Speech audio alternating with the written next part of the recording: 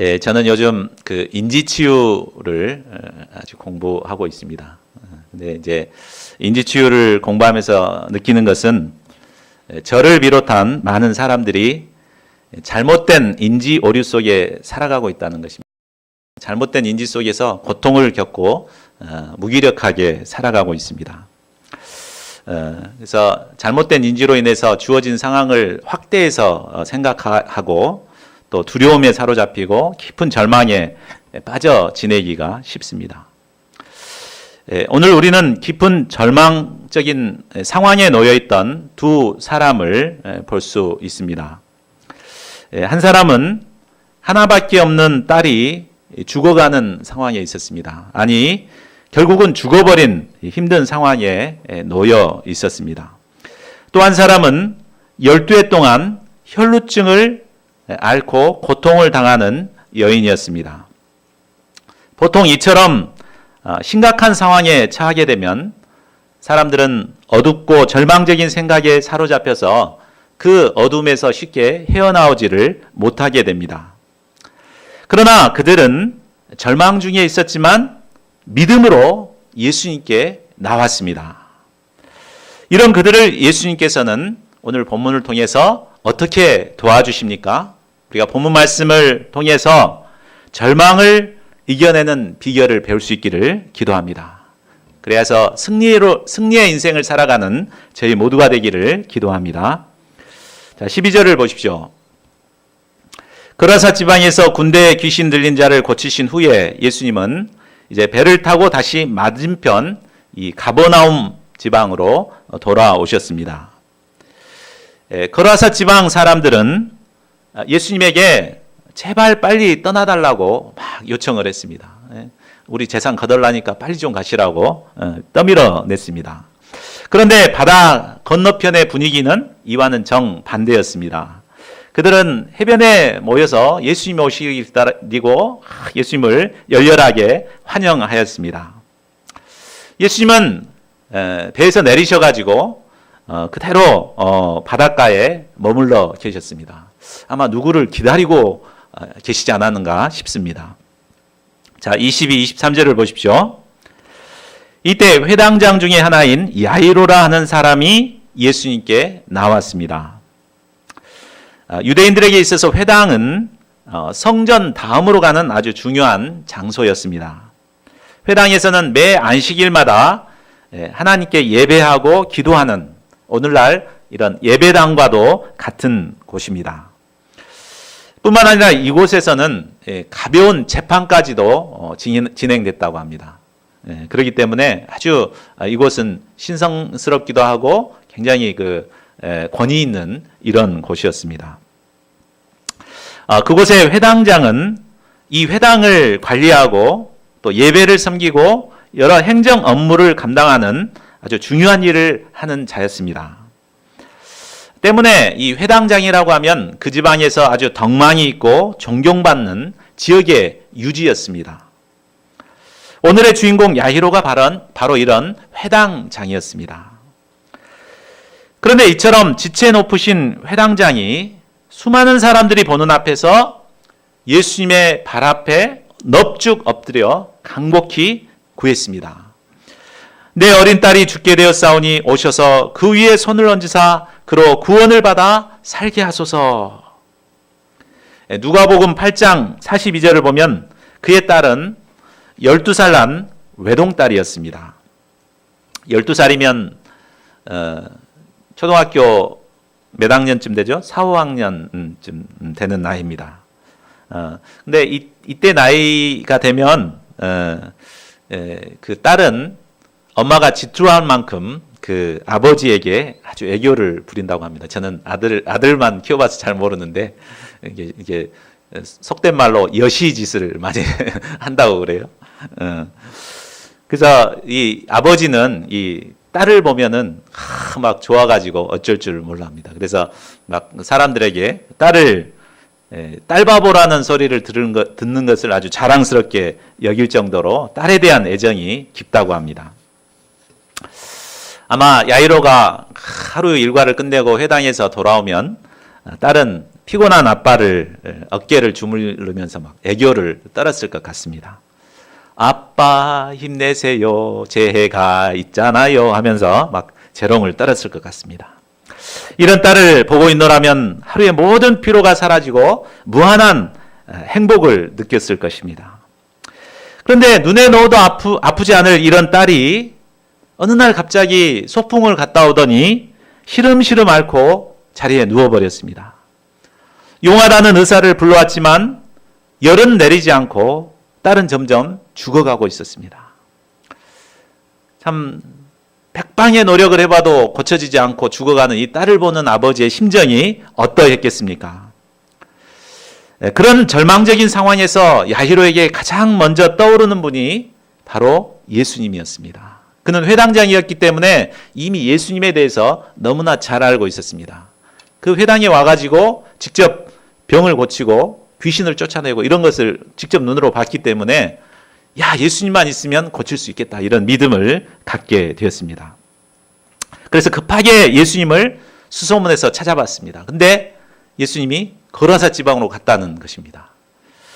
그는 정말 안타까워서 빨리 예수님이 돌아오기만을 기다렸을 것입니다. 그러다가 예수님이 드디어 오셨다는 소식을 듣게 되었습니다. 그는 소문을 듣자마자 맨발로 예수님께 달려갔을 것입니다. 그리고 많은 사람들이 보는 앞에서 예수님 앞에 넙죽 엎드려서 간곡히 구했습니다. 내 어린 딸이 죽게 되었사니 오셔서 그 위에 손을 얹어서 그로 구원을 받아 살게 하소서. 그는 회당장으로서의 자존심이나 체면을 내세우지 않았습니다.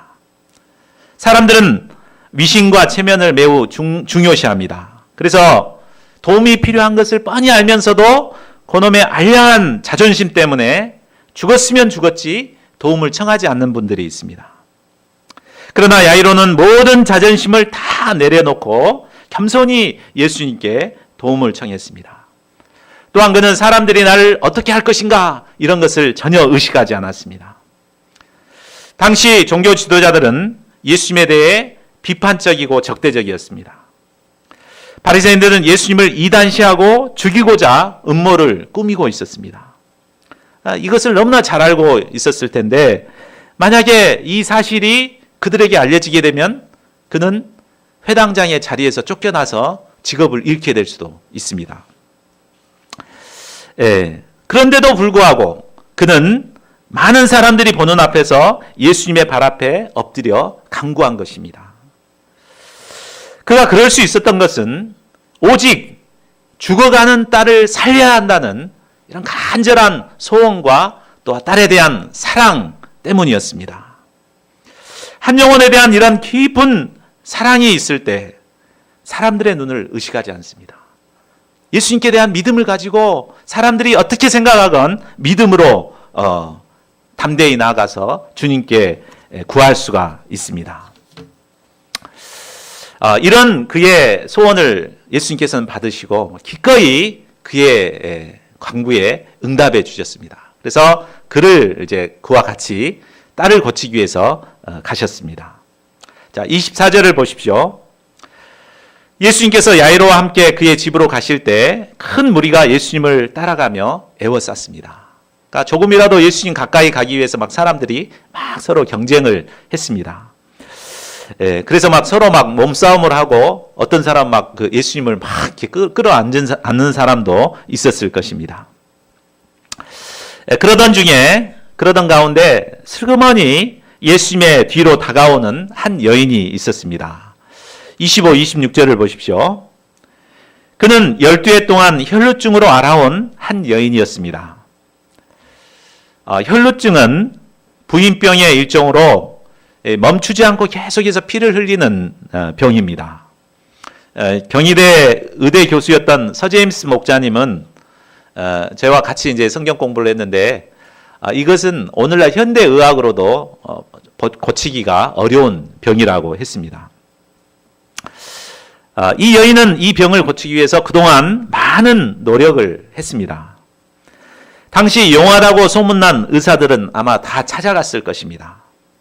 그들은 처음에 이 여인을 보고 자신 있게 나을 수 있을 것이라고 큰 소리를 쳤습니다.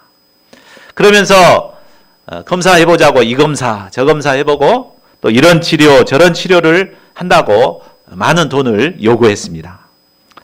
그러다가 마지막엔 최선을 다했지만 제 능력 바뀝니다 하면서 이제 포기를 해버렸습니다.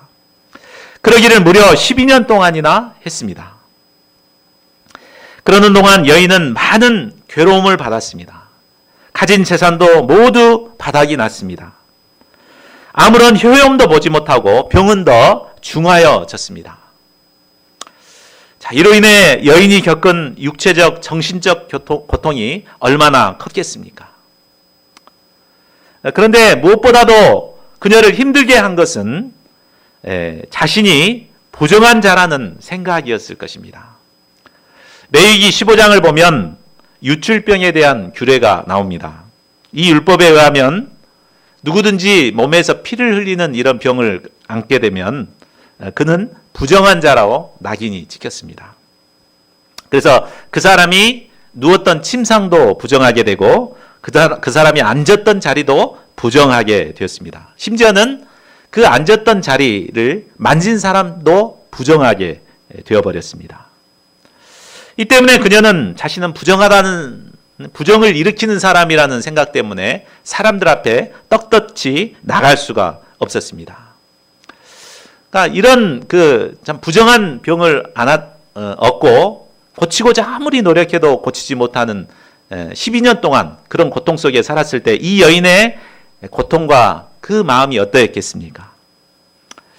여인은 여인으로서의 아름다움을 잃고 절망의 구렁토기 속에서 마치 죽은 자와 방불한 삶을 살아가고 있었을 것입니다.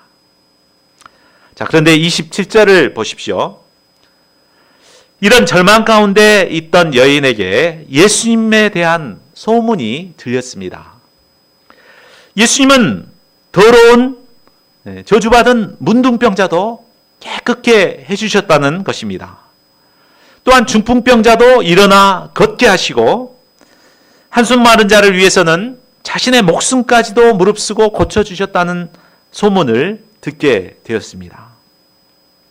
예수님이 가시는 곳마다 소경이 보게 되고 안진뱅이가 일어나 걸으며 귀머거리가 들으며 죽은 자가 살아난다는 것을 들었습니다.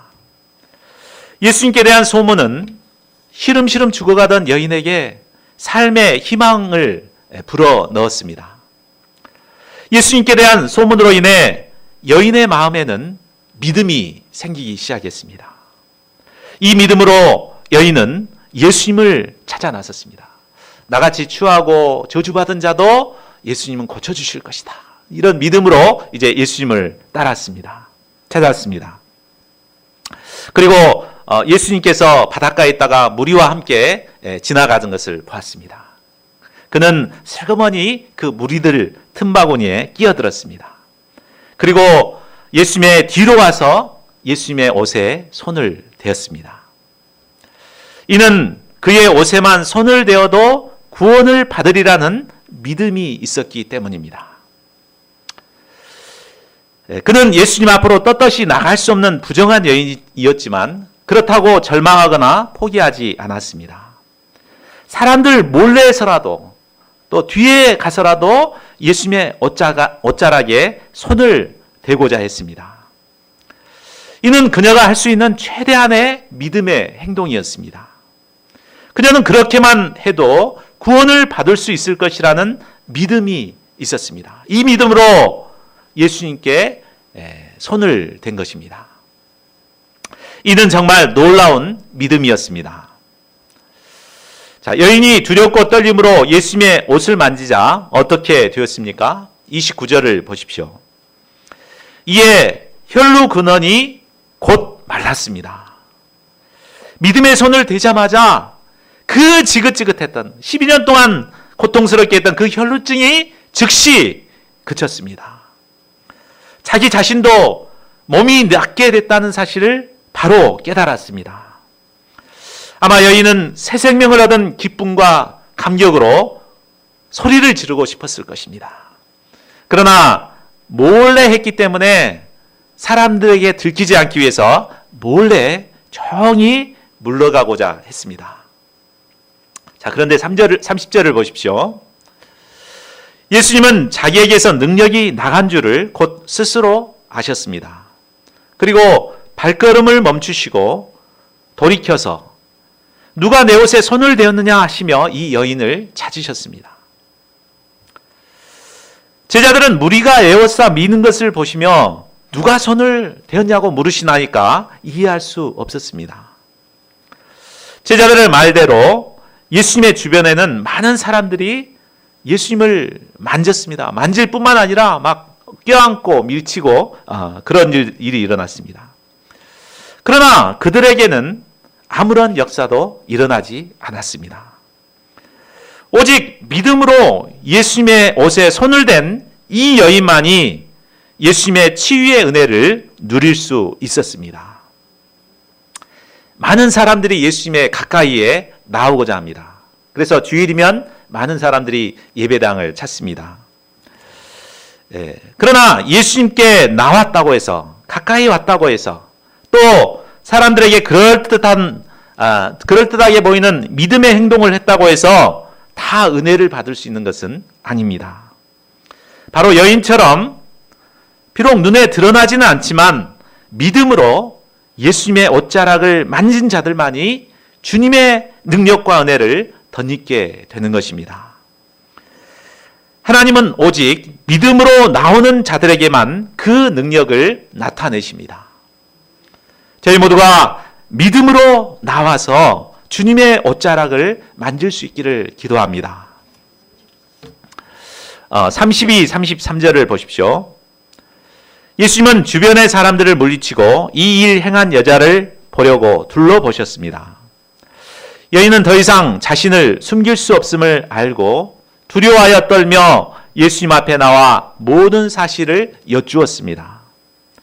자신이 언제부터 혈루증에 걸렸는지, 그동안 어떤 삶을 살아왔는지, 그리고 어떻게 예수님 앞에 나와서 예수님의 옷에 손을 대었는지 모든 사실을 진술했습니다. 아마 처음에는 들킨 것 때문에 두렵고 떨렸겠지만 이렇게 고백하는 가운데 그의 내면에는 새롭게 주님의 은혜가 밀려들었을 것입니다. 아마 옆에서 듣고 있던 야이로를 비롯한 많은 사람들에게도 아마 큰 은혜와 도전을 주었을 것입니다.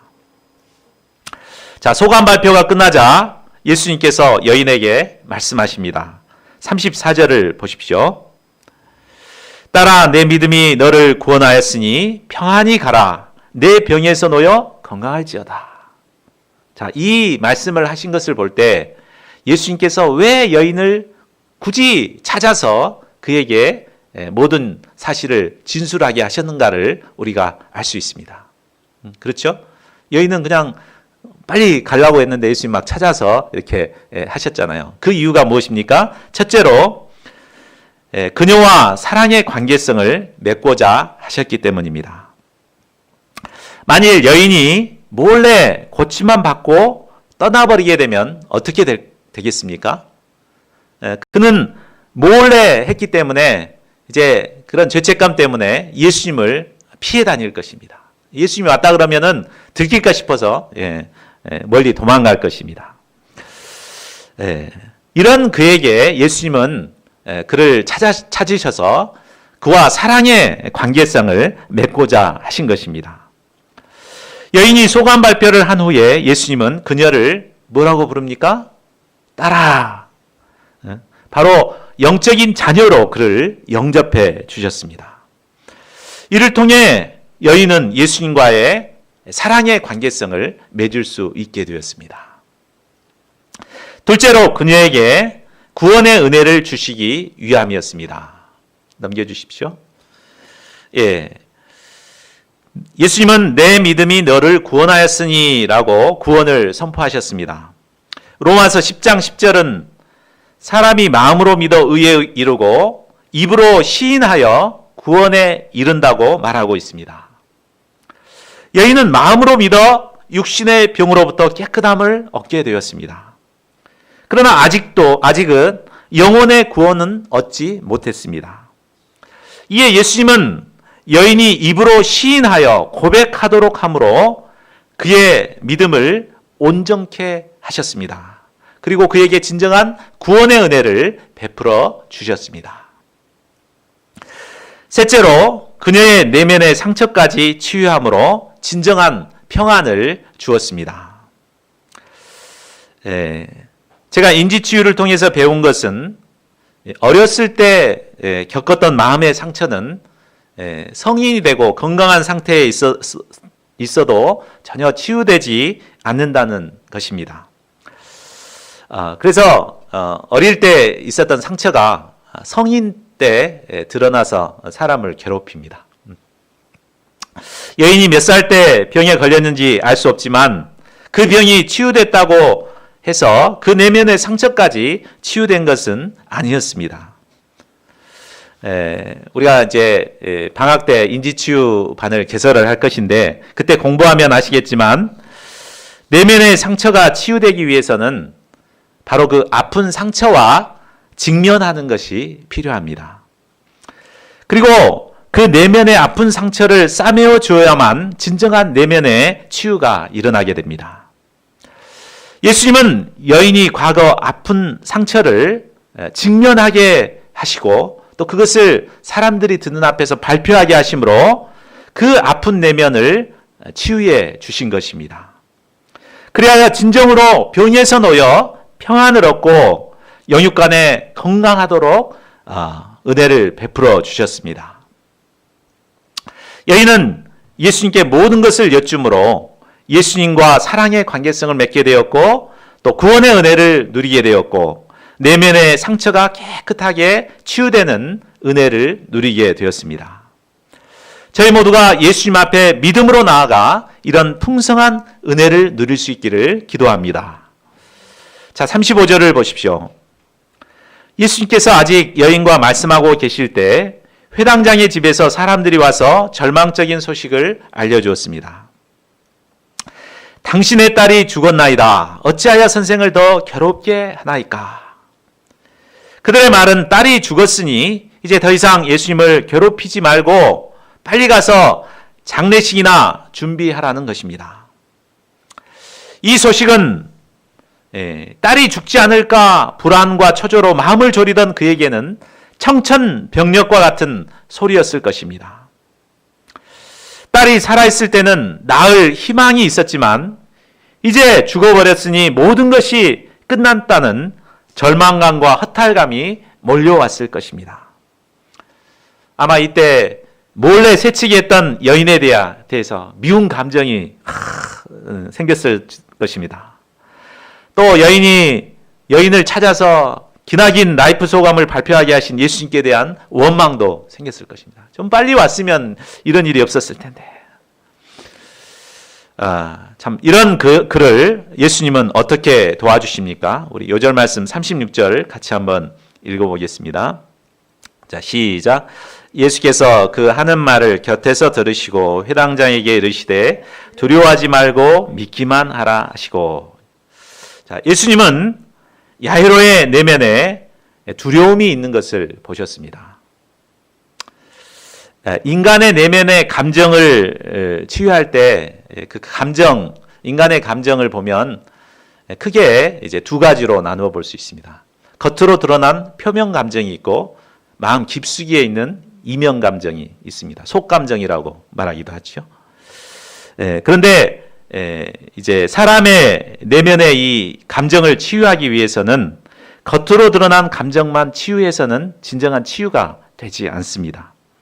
바로 내면 깊숙이에 어떤 감정이 숨어 있는가, 그 속감정, 이면 감정을 찾아서 치유할 때만이 진정한 치유가 이루어지게 됩니다. 야이로는 사랑하는 딸이 죽었다는 소식을 들었을 때 여러 가지 감정이 들었을 것입니다. 미리 거라사에 예수님이 가기 전에 미리 예수님을 찾아서 데려왔으면 이런 일이 없었을 텐데, 이런 아쉬움이 있었을 것입니다. 또 참 그 시간을 끌게 한 이 여인에 대한 미움의 감정도 있었을 것입니다. 또 지체하신 예수님께 대한 원망의 감정, 이런 여러 가지 감정들이 있었을 것입니다. 그런데 이런 감정들은 그의 마음에 드러난 표면 감정일 뿐입니다. 사랑하는 딸이 죽었다는 소식은 그의 내면 깊숙한 곳에 바로 두려움을 심었습니다. 죽음의 세력은 바로 우리의 내면 깊숙한 곳에 두려움을 심습니다. 죽음은 우리에게서 모든 것을 빼앗아가 버립니다. 꿈도 사랑도 행복도 그동안 이 땅에서 쌓아놨던 모든 것도 한순간에 빼앗아가 버립니다. 죽음으로 모든 것이 끝나기 때문에 우리는 죽음 앞에 두려워할 수밖에 없습니다. 사탄은 죽음의 소식을 통해 우리의 내면에 두려움을 심습니다. 그런데 이런 두려움은 바로 우리의 내면 깊숙이 숨어 있기 때문에 우리가 그것을 알아차리기가 어렵습니다. 그래가지고 표면 감정만 붙들고 있기가 쉽습니다. 그러나 예수님은 바로 그 내면의 속감정 두려움을 보시고 두려워하지 말고라고 그의 내면에 역사하는 두려움의 감정을 건드셨습니다. 그래서 본인 스스로가 이 두려움의 감정을 알아차리도록 하신 것입니다. 이를 통해 내면 깊숙이 역사하는 두려움의 감정을 알아차리고 이런 감정이 있구나 하면서 물리치도록 도와주신 것입니다. 우리는 문제가 생길 때 겉으로 드러난 표면 감정에만 집중해서 그것만 해결하고자 하기 쉽습니다. 그러나 완전한 해결을 위해서는 이제 속감정, 이면 감정을 찾아야 합니다.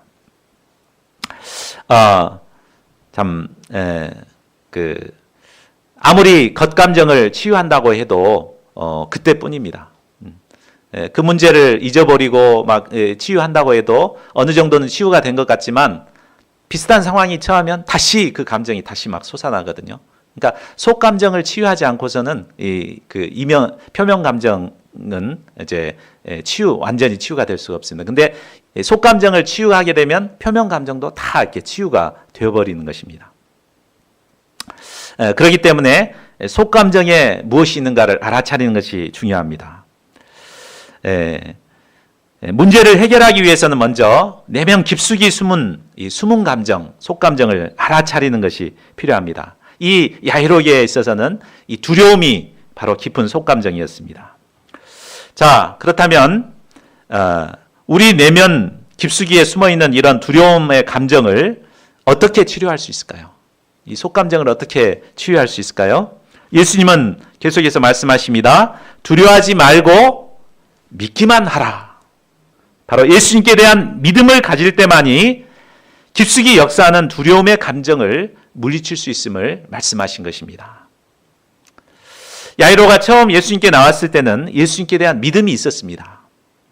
12회를 혈루증으로 고생하던 여인이 고침을 받았을 때 아마 그 믿음은 더욱 견고해졌을 것입니다. 12회를 혈루증 앓는 여인도 고쳤는데 우리 딸 당연히 고쳐주시겠지 하면서 믿음을 더욱 견고히 했을 것입니다.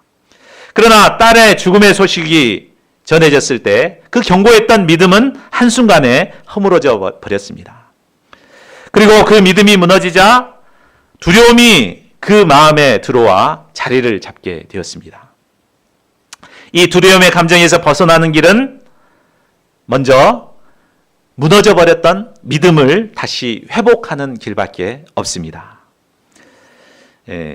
상황이 어떻게 바뀐다고 할지라도 처음 가졌던 믿음을 굳게 붙들게 될 때 우리는 두려움에서 벗어나 끝까지 주님과 함께 동행할 수 있습니다. 그러니까 예수님은 무너져 버렸던 그의 믿음을 다시 세우기 위해서 두려워하지 말고 믿기만 하라라고 말씀하셨습니다. 저는 지난 금요일 윤강현 학사가 서류 전형에서 떨어졌다는 소식을 듣게 되었습니다. 저는 개인적으로 주님께서 강현 학사 가정을 이곳으로 보내주셔서 함께 동역했으면 정말 좋겠다 하면서 간절히 기도해 왔었습니다. 근데 이제 이미 떨어져 버렸기 때문에 다시 이제 할 수 없다는 이런 소식을 듣고 정말 큰 충격을 받았습니다. 아쉬움, 원망, 공허함, 여러 감정들이 저를 힘들게 했습니다. 그러나 이런 저의 감정들 아래 이면에도 두려움이 있다는 것을 말씀을 준비하면서 깨닫게 되었습니다. 그러니까 이 개척 역사 한 가정이 중요한데 한 가정이 올 줄 알고 기대했던 한 가정이 안 와버리니까 이 개척 역사가 힘들어지는 거 아닌가, 어려워지는 거 아닌가, 하나님 역사가 망하진 않을까, 이런 두려움이 생긴 것입니다. 이런 저에게 예수님께서는 본문 말씀을 통해서 동일하게 말씀해 주셨습니다. 두려워하지 말고 믿기만 하라. 상황이 어떻게 바뀐다고 할지라도 계속해서 예수님께 대한 믿음을 갖기를 원하셨습니다. 제가 상황을 보지 않고 믿음을 갖고자 했을 때 저의 내면에 두려웠던 두려움은 사라지고 또 표면 감정도 다 사라지게 되었습니다. 이 시간 우리의 내면에 두려움을 심는 것은 무엇입니까? 두려워하지 말고 믿기만 함으로 우리의 내면에 두려움을 물리치고 예수님과 함께 예수님과 동행하는 신자들이 될 수 있기를 기도합니다. 37절을 보십시오. 야이로에게 믿음을 심으신 예수님은 베드로와 야고보와 요한만 데리시고 집으로 가셨습니다. 생명을 살리는 역사는 많은 사람이 필요한 것이 아닙니다. 단 믿음의 사람 3명, 동역자 3명만 있으면 충분합니다. 야이로의 집에는 호나하는 소리와 울며 통곡하는 소리로 가득 찼습니다. 그들은 죽음 앞에 절망하며 슬퍼하는 것밖에 할 수 있는 것이 없었습니다. 예수님은 이런 그들에게 너희가 어찌하여 떠들며 우느냐, 이 아이가 죽은 것이 아니라 잔다라고 말씀하십니다. 예수님은 죽음을 자는 것으로 보셨습니다. 예수님 안에서의 죽음은 잠에 불과합니다. 예수님 안에서의 실패는 성공을 위한 과정에 불과합니다. 예수님 안에서의 죽은 자들은 장차 잠에서 일어나듯 부활의 아침을 맞게 될 것입니다. 예수님 안에서의 실패를 경험한 자들은 장차 정금같이 빚어져서 승리를 얻게 될 것입니다. 40절을 보십시오. 예수님께서 아이가 잔다고 말씀하시자 사람들은 비웃었습니다. 이에 예수님은 불신하는 자들을 다 내보내시고 세 제자들과 아이의 부모만 데리고 아이의 시신이 있는 방으로 들어갔습니다. 그리고 잠자는 아이를 깨우듯이 죽은 아이의 손을 잡고 달리다 굼, 소녀야 일어나라 라고 말씀하셨습니다. 죽은 아이는 예수님의 음성을 듣고 기지개를 켜며 일어났습니다. 예수님은 아이에게 먹을 것을 주라고 하시고 이 일을 아무에게도 알리지 말도록 경계하셨습니다. 예수님은 죽은 소녀를 살리심으로 부활이요 생명의 주가 되심을 선포하셨습니다. 자, 결론을 맺겠습니다. 오늘 우리는 2가지 이적을 통해 믿음이 얼마나 중요한지를 배우게 되었습니다. 예수님께서는 천지 만물을 창조하신 창조주 하나님으로서 예수님 안에는 무한한 능력이 있습니다. 그러나 그 능력을 덧입기 위해서는 우리에게 무엇이 필요합니까? 바로 믿음이 필요합니다. 많은 사람들이 예수님의 주변으로 몰려듭니다. 아예 부둥켜 안고 몸을 비벼대는 분도 있습니다. 그러나 믿음으로 옷자락에 손을 댄 여인만이 예수님의 능력을 덧입고 고침을 받게 되었습니다. 또 야이로는 사랑하는 딸이 죽었다는 소식을 들었을 때 그러한 상황에서도 믿음으로 두려움을 물리치고 예수님 곁에 머물렀습니다. 그랬기 때문에 죽었던 딸이 살아나는 역사를 이룰 수 있었습니다. 예수님은 우리가 이런 믿음의 사람이 되기를 원하십니다. 믿음으로 주님께 나와 옷자락을 만지기를 원하십니다. 어떤 절망적인 상황에서도 두려워하지 않고 믿기를 원하십니다. 저희 모두가 예수님께서 기뻐하시는 이런 믿음의 사람들이 될 수 있기를 기도합니다. 그래야 실제 삶에서 모든 두려움을 물리치고 승리함으로 하나님께 영광을 돌리는 자들이 될 수 있기를 간절히 기도합니다. 요절 말씀 있고 우리 기도하는 시간 갖겠습니다. 5장 36절 반주 준비해 주시고요. 5장 36절 같이 읽겠습니다. 시작. 예수께서 그 하는 말을 곁에서 들으시고 회당장에게 이르시되 두려워하지 말고 믿기만 하라 하시고